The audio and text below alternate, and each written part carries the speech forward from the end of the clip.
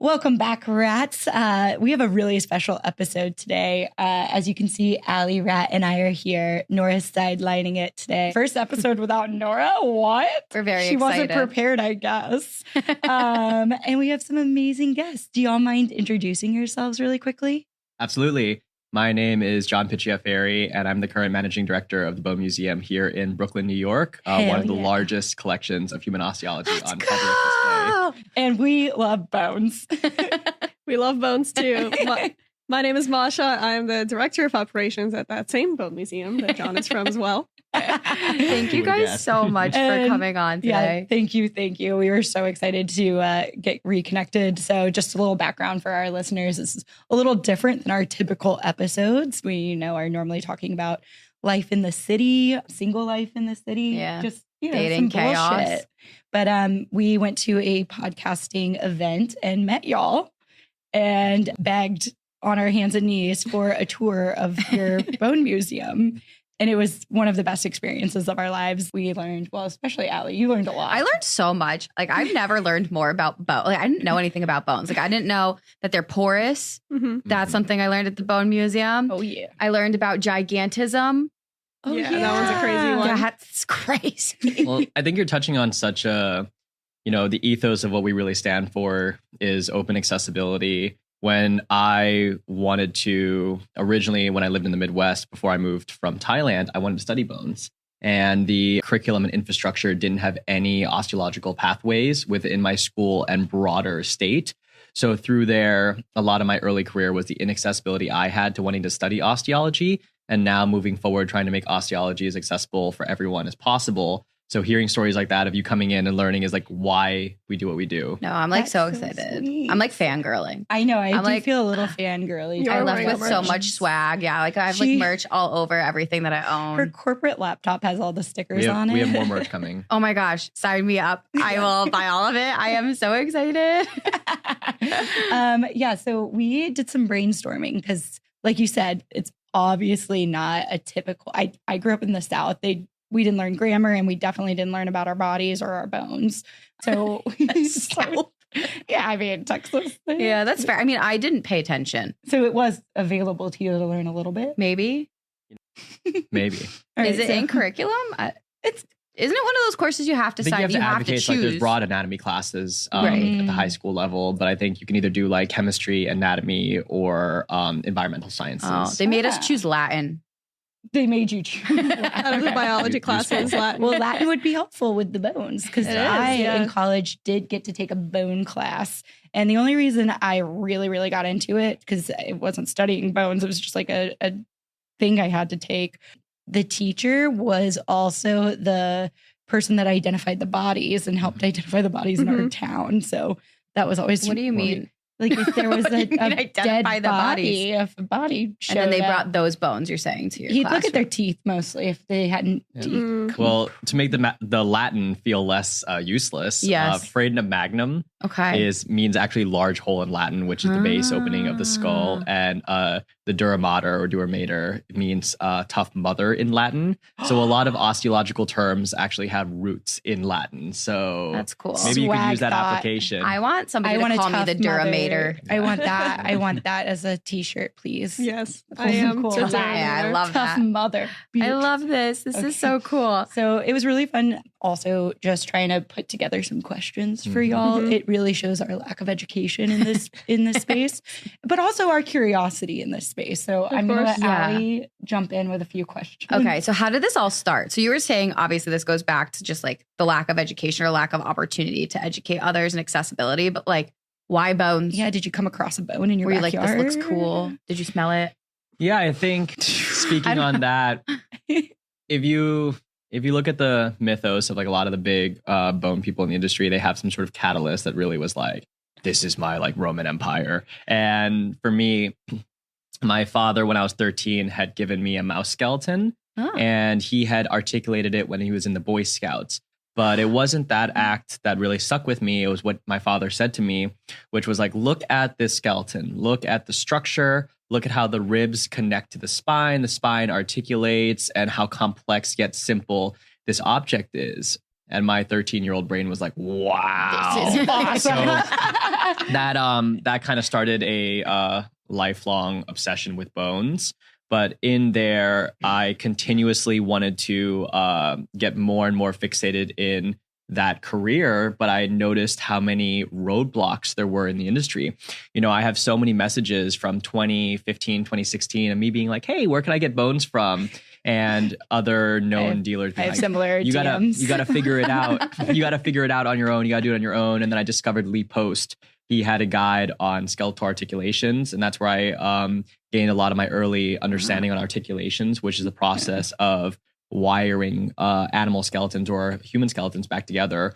But long story short, that was kind of my catalyst. And it wasn't until I moved to New York City, I discovered the medical bone trade. There was an oddity store, Obscura Antiques and Oddities. Mike Zone was one of the co-founders, and I had waltzed in.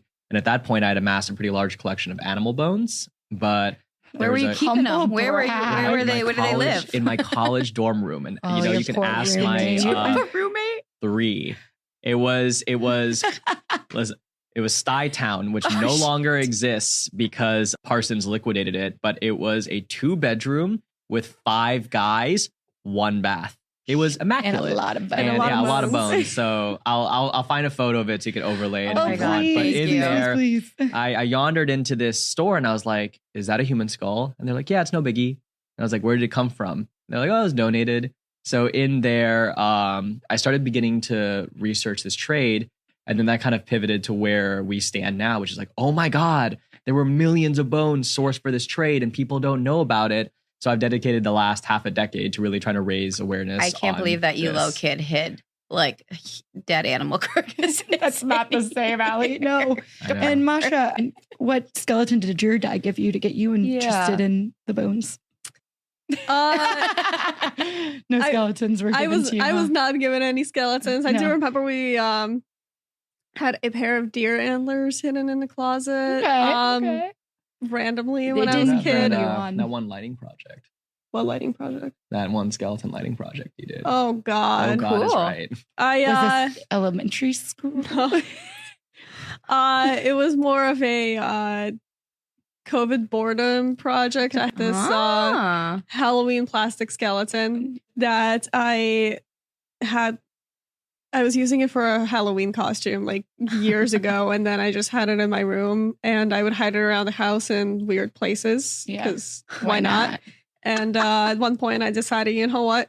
I'm just gonna make a lamp out of it. So I like took apart a lamp and strung it, like put the light bulb into the skeleton's mouth and like strung the wire down the spine, and it just like lived in my bedroom as a lighting. And this is before the two of you. Before, yes, I actually ended up writing my college essay about that lamp.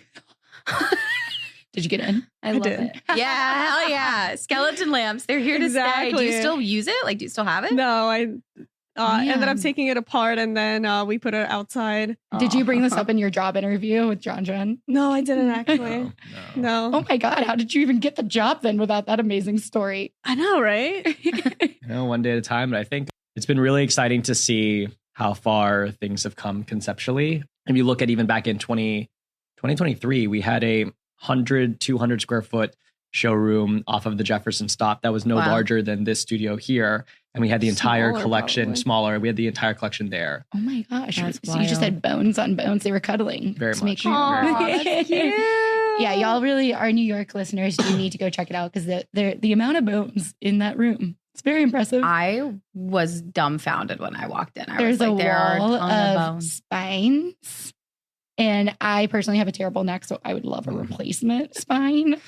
But go on. Not donating yours for science. Okay. Yeah, they don't want this. You really learn how to make use of smaller spaces when you live in New York. We're scrappy. We're New Yorkers. Yeah, we're rats. That's what it is. We got to make room. Masha, did you ever collect bones? Because it sounds like you've been collecting bones literally then since you were what, like 13? Jon? 13? Okay. And then? I didn't. So I did. No bones collected, just the lighting fixture. Yeah. Okay. But where I come from, bones aren't like a taboo. We even have like a holiday where once a year we just go and we like clean cemeteries. Oh, that's kind of nice. To like connect with our past ancestors. So I'm from Belarus. Cool. So like once a year in the spring, we just go and we hang out in the cemetery all day. I love that.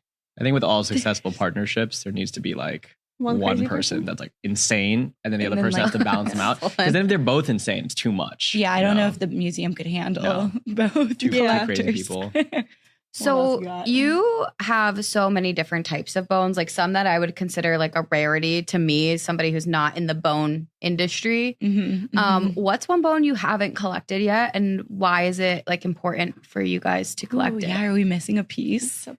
Yeah, I think she knew right away. Masha knew right away. That's like, well, you know, I speak softly on, I would call it like a white whale. Okay. But I would say like a conjoined twin is considered like one of the rarest pieces you can find. And they really only exist in more historic institutions like Museum Bork or the Mutter Museum. But then it's also a very somber piece. But I think that it touches on something really important that we've been exploring at the museum outside of raising awareness on the history of the bone trade, where we have a femur with a post-skeletal atrophy from polio, right? That's a very serious femur. That was a very serious issue before the polio vaccine was implemented. Spinal tuberculosis is the 13th leading cause of death worldwide, and we have a spine with spinal tuberculosis. So the museum has transcended really further past of our original mission of accessibility to more raising broader awareness on medical education. With advancements in ultrasound testing, neonatal care, we don't see conditions like this as much. So we find that the general public just aren't aware that this is something that even exists, other than Chang and Ing, the two classic conjoined twins or Siamese twins as they're referred to, that kind of made conjoined twins more world famous. That's something that historically is one piece that we don't have in the museum yet. Do you think, because I know there's some like Instagrammers that are conjoined twins. Do you think people are already approaching them to ask them, hey, what are you going to do in the afterlife? Like, about bone I feel like you've got to start, it's like fundraising, you know, you got to start while they're alive. It's complicated, but I think it's more about we work with pieces that predate the major bone ban. So then I guess for us, it's not necessarily about adding more pieces into the collection. It's more about dealing with what is in the world currently. I see. We don't work with modern pieces, but we work with pieces that don't necessarily like have a home, really. The pieces that we work with at the museum are ones that come from doctors, retired institutions, retired medical collections that really have nowhere else to go. But for more modern pieces, orphanage. Exactly. That's adorable. For more modern pieces, they usually have like regulations in place for like, this is where the piece is going to be housed. This is how long it's going to be housed for. This is what happens to it after its deaccession from the collection. The pieces here we have in the museum are ones that doctors had to buy for studying skeletal anatomy while they were in medical school in like the 50s or 60s. And then they put it in their attic, forget about it. And then their family finds it when they pass away or when they retire. Yeah. I would have so many questions. Could you imagine? Like, what would you do if you opened up a box of bones? Well, like, you two would love it, right? You'd be like, sick. This is great. I don't know what I would do if my dad's a physicist, so he really shouldn't have skeletons in our attic. He really shouldn't, but you never know. You never know. Maybe dun. Brass tacks, it's like a mess. It's a mess. And we're dealing with this in so many industries right now. So it's conceptually hard to grasp, but in reality, it is something that exists. But like, think about plastic waste. Think about any other issues. It was like we're dealing with future repercussions of decisions that in the moment people weren't thinking about. So now the industry is turned to a closed system, meaning you donate your body, it's used, cremated, returned to the family of origin, or ethically disposed of. Back in the day, you would just keep the skull. So now we have millions and millions of bones that nobody knows what to do with. So we're one of the primary institutions in the country that are actively trying to find what do we do with these bones, and what are some of the challenges we see around the sourcing and acquisition. You hear that there's always a place for you. Yeah. We'll take your bones. What, yeah. Okay. You have to break a bone. Which one do you recommend? Finger, probably. Finger? Does it hurt less? Which Depends on the finger. Okay, real question. You want to get them talking. Which bone do you break? Torture. Boyfriend's cheating. I need answers. What am I breaking? To be fair, we're not torturers, but we could, this could help us be one. The shin. Shin's pretty bad. Shin? Ooh. Clavicle. Clavicle would hurt. Clavicle's meant to break. Clavicle's meant to break, but you can't cast it. Yeah, so you have to be in a sling for 6 months. Or ribs too. That the ribs you also can't cast. Any bone that you can't cast, you just have to let it heal naturally. Actually, no, you can cast clavicles. Because I've broken my clavicle. They just like kind of cast your entire shoulder. Womp womp. Okay, so not clavicle, shin. I'll show you baby photos. I have some. I have like a full like giant cast on my whole people shoulder. are watching at home being like, these guys don't know how to torture people. Okay, like the most innocent humans I've ever met in my life obviously don't know how to torture humans. If you want to break a bone that's you're not gonna think about so much, maybe like a toe or something. Okay. Usually like they'll give you like a boot and you can still walk on it. Which is funny because we have an entire exhibit in the museum just labeled traumas. Yeah. And it's just various skulls and skeletons that have like really bad bone breaks. It's like a head fracture is probably not like ideal. Yeah. No. There was a French anatomist called René Lefort where he would just beat the crap out of skulls and he would study how they would break. And he defined Lefort 1, Lefort 2, and Lefort 3, which is predictable ways that the skull breaks under trauma, most seen within car crashes. Was he a scientist or like was he in prison? He was a surgeon. He was a surgeon. Okay, so like I don't love that. He did it for the good of people, but it's pretty creepy. He inflicted the pain? Like he was it was already a skull. Yeah, it was cadavers. Yeah. It wasn't live people. I hear so many conflicting like responses on that because doctors are like, yeah, that's great. Like we need it. We use Lefort fractures all the time. I'm a doctor. That's my reaction. Very relevant. But I talk to like cultural anthropologists and forensic anthropologists and they're like, well, his methods weren't really that scientific. No, they're like serial killer a little. Yeah. And he didn't really like his publications weren't the best. So I was like, well. Okay, yeah. I mean, if we're worried, publications were quoting his own science. Like I smacked this one against a wall and it worked. Yeah, I would like to read that paper. We have the booklet that's like the translated manuscript of when he was conducting studies, and a lot of them are literally just like, yeah, I took a metal rod and then I positioned this guy's skull at this specific angle, and then I hit him with medium force. And that didn't do anything, so I hit him with slightly more increased force. So he tried to be scientific about it. Yeah, slightly more increased force. Literally no one monitoring. Just a quick question. I heard earlier when you started the podcast, did you say that the podcast is usually about dating? Yeah. Well, I would say that's like our favorite thing at the museum. Is like, dating the bones. I can pivot to something that you guys might be more on brand. Is like pivot, baby. We see couples. We see couples at the museum all the time. And a lot of first dates. A lot of first dates. The Bone Museum, hot first date spot. Hot first date. Hot here first, listener. Hot first date spot. To the Bone Museum. Listen, it's a litmus test. You can figure out if they're crazy or too crazy. So we, there's been one time where I'll keep things anonymous, but it's like I know of course. We've had this one person that would come in with someone, and then they'd come in with someone else, and they'd come in with someone else. And then finally, we stopped them. We're like, hey, like, you're always here with someone else. And they're like, yeah, well, I just like wanted to see if like they messed with the bones or not. And that's kind of like, that's how I could like gauge if if they were cool or not. But vibe with the bones. Remember that one time that we had that couple come in and this girl was like, this is great. Look at syphilis. And the boyfriend was like, He was like, yeah, okay, honey. And she's like, look at this dead baby. And then he was like, oh, okay. And like, I think you're talking about me because that's exactly how I reacted. The staff were like giggling in the side, but like I felt for the guy because he like really wasn't having a good time. Oh, really? So there's like, it's like one of three things. It's either like both couples are not fucking with it. Both couples love it. One loves it, the other one doesn't. And then vice versa. So the best ones is when like a couple comes in and one is having a really good time and the other one isn't. We had a couple break up at the museum once. Stop it. Wait. Did I hear break up? Yeah. Did they break up because of like they like the bone better than the girl? I have no idea what happened. Is but so juicy. We had this one couple come in and they like got halfway through the museum and then they just like quietly started bickering. And then the girl went to literally just stand in the corner and pout. And then the guy was like, went all the way back around, like finished his tour. Yeah, finished his tour around the museum, came back up to her, and then they kept bickering, and then they like left at two separate times. No, we like because of how the museum is subdivided, we can hear everything. It's like an echo chamber in there, and then so don't gossip, or the staff will hear you.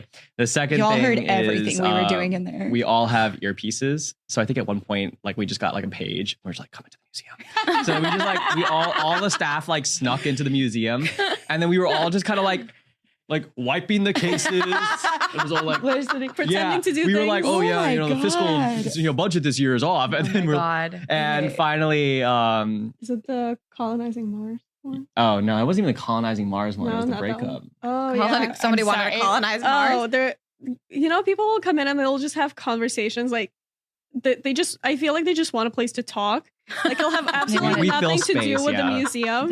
You're safe with the bones. You can share your thoughts. These two people come in and they spent 3 hours at the museum, and not a single time did they like talk about the exhibits or the bones or anything. I love it. It was like John's just like once in a while they'll just be like, "What was that?" No, it was like this. It was this two people. They were like, I don't know if they were dating. I don't know if they were friends. I don't know what the relationship was. If it was like a PhD advisor. I was sitting there, and then the guy was like, "Yeah, this is why like JFK instigated the collapse of the Incan Empire. And if we move forward in the next couple of years, I think that we can move puppies to Mars, and that can lead to the decolonization of Thailand and the geopolitical stance of the world." And I was sitting there at the reception desk, being like, what the are they talking about? And then I stepped out, and I would like testify to Congress. I came back 4 hours later, and they had moved an inch, and we're still like talking in that same tone. Yeah.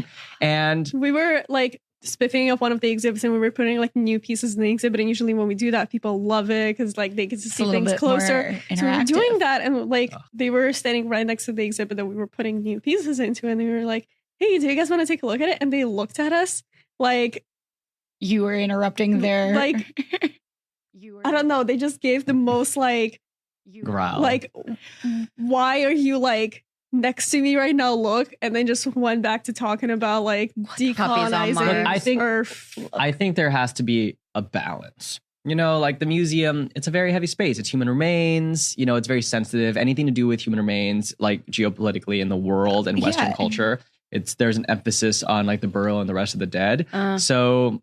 There's like a balance of like having fun at the museum, but also having reverence around the space. So I think people watching is like a lot of fun. We're just kind of hearing people's tones and attitudes towards the bones. Yeah. And then their conversations they have. It would get inappropriate if y'all pulled out popcorn. But I will say though that like statistically based on our data, like 60 to 65% of our guests are couples. Like it's a couple coming for some sort of date, i.e. like romantic couples or first dates. And I think remember there was one time where this was another really funny anecdotal story is we were watching, which this is our sales strategy. Oh my God, horrible. yeah. I don't condone this, but there was I do. we have like KPIs for just trying to do merchandise because we're self-funded, and we're fully backed off a general mission, and gift shop sales. So unless you're a rich billionaire and wants to give us some money, we got to sling shirts. So in there, this couple was at the museum, and the girl was like eyeballing the shirts, and I think good shirts. I think Masha's sister was working. She was helping out. Yeah, she was helping out that day. And as they were leaving out, and I don't have like the bravado in the class to pull this off, but she did. But right as they're at the top of the stairs, she goes like, "Oh, you're not gonna buy your girlfriend a shirt?" And like when I tell you, the second she said that, she looked at him. And like you could just see the white drain from his face. And they walked back down the stairs and bought 2 shirts. Hell and I was like, this is why you're the best closer in the entire museum. That's amazing. But I think couple interactions is what keeps things fresh at the museum. But people also make friends at the museum because the museum's a really like tight space. So we have people that come in like in separate groups, and then they just end up like hanging out together, chatting. Maybe y'all need to do like an evening at the museum, speed dating. Speed dating. Yes, I'm single. I would like to speed date. Yeah, so I'm the only one in a relationship. Okay, we get it. I'm so does this once an episode. It's very lucky. But yeah, Nora and Allie Rat really need to do a speed dating, and I think if y'all we really need it, but I would definitely go. I'd really like for you to do it. And then we'll do campy bone questions that you can answer in this video. Fun. Because I think like actually peeling back that idea, which is kind of what we're exploring, is like historically bones have been reserved for those in like very gilded like academic fields. Unless you have a PhD, unless you have a master's degree, you do not have the right to study bones. Yeah. And that's something that we're exploring is like, how do we open it up to the public? And a lot of our events typically have like an educational component. So the drink and draw is like teaching anatomical drawing, or we just had like an unveiling of one of our new Beauchene skulls, or we're doing like a book signing for an author that wrote about like osteology. So we always try to keep it within an educational framework. But I think that that's something that other spaces have really struggled with, is like, how do we engage the public in a respectful yet insightful way? Well, and I think having that element of like playfulness yet like reverence is important. So we do that by being very firm on the ground rules. Like we instruct the staff. We have like a who, what, where, when, why, how. And we do that for every guest. I like it when y'all get firm. Welcome in. This is the ground rules. This is the mission. This is the challenges. Have fun. And then once we send the guests off, we felt like we've done our job, and then they can enjoy the museum. But before they can, sexy. So before they can walk away from the front desk, we're like, do not touch the bones. If you touch the bones, like we will ask you to leave. You don't get a refund. We have a big sign right by the desk. It's like, do not touch the bones. Yeah, the bones. We didn't touch one. Yeah. I did want to, because they're real people. You know? Right. So it's and like I don't want to be touched. We try to find that balance. Well, I was actually going to say before, you were like, oh, it's like a dark. It can be interpreted as dark depending, like whether it's culturally or because it is remains of folks. But I actually thought the space was really light. And I'm somebody who believes that everything is haunted. And I know I asked you, Masha, while I was there, I was like, is this place haunted? And you were like, no. I didn't feel it was haunted. That's why I had to ask. Like, you know, normally I can tell. Allie has some issues with hauntings. We're not going to get into irrelevant to why you're here, but it's a great space. I feel like there's something for everybody. It's romantic. Yeah, we wanted to make it as inviting as we possibly could for a room that's, you know, technically really heavy in subject. Like there's other medical museums that are typically like really sterile, heavy when you walk in. Like they'll have like really big wooden cabinets. Usually the room itself will also be darker, and it'll they'll do that to highlight the individual pieces, but the actual atmosphere becomes a little bit darker when they do that. Yeah, it's stuffy. So, it gets stuffy. We wanted to make it as open as we could. We have like the fully glass cases. You could see everything from all sides. Head to toe. No pun intended. The lights, I think personally, the lights are a little bit too bright. I like but it. People like it. Yeah. But I get it. We recently had a couple got married at the museum. Oh yeah, I'm sorry. Why didn't we? They had their entire ceremony. Did they stand over the one case with the skeleton? The officiant had they did their ceremony in front of the spine wall. Yeah. We like set up chairs and everything. So it was like kind of like a closed thing where it was just like extended friends and family. So it was probably like 12, 20 people. They all came in. It was very sweet. Very sweet. But you knew ahead of time that it was going to happen. Oh yeah, we had it fully booked. They didn't just come to the museum. Could you imagine? Oh no, we like set up flowers. We like had candles. It was very you could cute. have charged up. Yeah, look at that. Oh my cute. God, it's so romantic. Wow. It says just married for the listener. It's in front of the spine wall. And they did have a very sweet kiss in front of the. Oh my God, there's the rings on the hand. And the ring case is a casket, y'all. That's amazing. Well, we're gonna post it from your Bones Instagram. That's amazing. Should be. Yeah, you could make a killing on that. Just, I mean, the wedding industry makes funerals. Next. It could be an event space. We have a group of orthopedic surgeons that want to throw their Christmas party at the Bone Museum. There's so many opportunities here. I love it. Oh my God. I love it. Okay, fine. I think as right now we okay, thank you. Thanks, Nora. It's exciting, but I think there's a long history of things like this not working in New York City. You know, unfortunately enough, Obscura Antiques and Oddities closed down in 2019. Oh, no. Morbid Anatomy, which was around from 2014 to 2016. You know, they were around for 2 years, but just due to some financial troubles, they had to close down.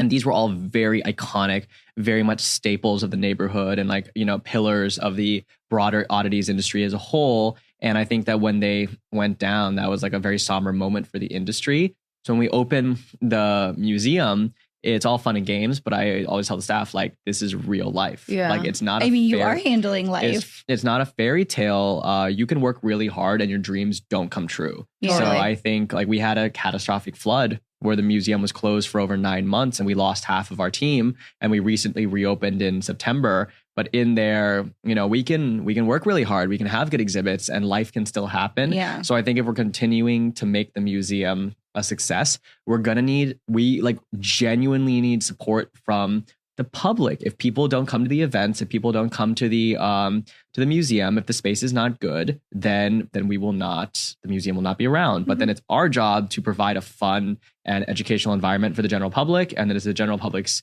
job to enjoy the museum. And that's why you've got some badass skull outfits and socks. I just noted the socks. Yeah. Listener, his Ascoff is my favorite. I want one personally. It's a skull, just like the one I have on. Do you have that at the shop? Is that at the gift shop? No. What else do we have at the gift shop? It's on our list. We have cute little cardigans though. We got new cardigans since you were here. Done. I'm leaving today with 8 more outfits. We also have skeleton leg socks that I designed. Oh, you designed them? Yeah. Masha. Wow. All right. Well, before we wrap, what do you think the general public needs to know? Your favorite bone, your first bone. Also, I know we had a sex question too. Like what bones are part of intercourse or for intercourse? Yeah. Any tips and tricks on that bone? Humans don't really have a bone that's specifically for intercourse, but animals do. Baculums. They're the penis bone. Baculums. Yeah, actually, I told you men didn't have bones in their dick. Wow. Humans are not humans. Yeah, humans are one of the only like mammal species that do not have a baculum. Nice. Is that like why? Evolutionary. I guess we don't really need it. Survival of the fittest. So the penis isn't a bone, just for the record. No. Okay, Tara, you're right. I think in humans it isn't, but in animals it is. Just through like competitive breeding, animals are like very aggressive on finding a mate. So evolutionarily, like bigger baculums, can perform better. You should listen to our episode Bigger about baculum, another shirt. There's broken baculums too, which are gnarly to look at. Well, I mean, my favorite tidbit about like penis bones is oosix. Oosix is the baculum of a walrus. And if you don't know anything about that, I hope I got that right. Yeah, I think it's walrus. Is walrus. And if you don't know anything, Google oosix when you're done with this. It's the size of a baseball bat. Stop. And I think the oosic is like more of like a cultural term, but essentially like the indigenous populations that live around where walruses are, they would use them to like bludgeon seals to death. So they're used as like weapons because they're so robust and they're so strong. So if you look at like cultural oosics, it's like they've got like nice leather wrappings around it, and it's just like a bat. Like I like canonically wanted to buy an oosic and then keep it as like, someone's like a weapon in your home? like I'll beat you with my walrus stick. Shaped like a baseball bat. Yeah, all I need is like, Managing Director Bone Museum bludgeons guests to death after touching skeletons. I mean, we need to do a part 2. I have so many questions about walrus stick right now. A treasure trove. Like the poor female walrus. Yeah, Jesus. yeah, she okay? I don't think that could work in there. Poor female walrus? No. No. All right. Before we wrap, I want y'all to please shout out your museum, socials, everything, so that everyone can learn a little bit more about and find the museum. Absolutely. And I think for anyone listening, I invite people to come down and just see it. I truly believe it's a once in a lifetime thing where everyone should have the right to study bones and see bones, and at least to be able to say that you saw it, whether you like it, whether you don't like it. I think everyone should at least have a chance to kind of confront what a real skeleton looks like. And that's something that you really, within New York City, we're the only place in New York City can do. But yeah, you can find us Instagram, TikTok, YouTube. We're at the Bone Museum. Or John's Bones. Yeah, John's Bones or Bone Museum. Yeah. John's Bones is a good one. Yeah. I can't believe y'all got that. That's amazing. Yeah. If you like shorter form content, then definitely TikTok or Instagram. If you like longer form content and you just like people talking about bones, YouTube. Don't watch the content. Just come. Just come down. But we're on... Or watch the content and come down. Do both. Be better rats. Until next time, thank you so much for coming. Thanks for having us. Yay. Thank you. This was so fun.